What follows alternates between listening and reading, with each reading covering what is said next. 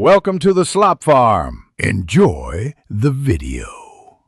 You start by confirming essential prerequisites: an Azure DevOps org, a project, and project admin rights.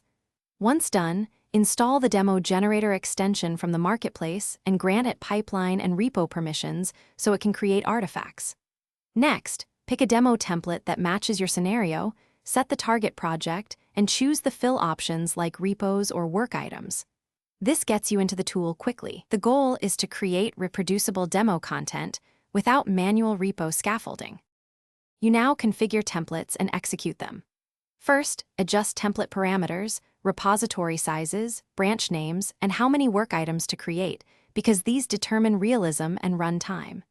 Then upload or edit seed content like YAML pipelines, sample code, and README files so generated repos are useful. Once configured, run the generator and monitor job logs. Make sure repositories, pipelines, and work items appear in the target project. If logs show failures, pause and inspect the parameter values. You finish by validating generated artifacts. Open repos, inspect pipeline definitions, and run a build to verify the CI/CD flow. Once satisfied, either clean up demo artifacts or snapshot the project as a reusable template. Make sure to document any parameter tweaks for the next run. If something goes wrong, a common fix is to check permissions and project quotas.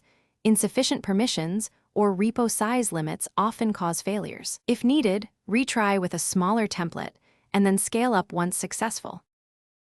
Thanks for watching. Consider subscribing if we helped you today.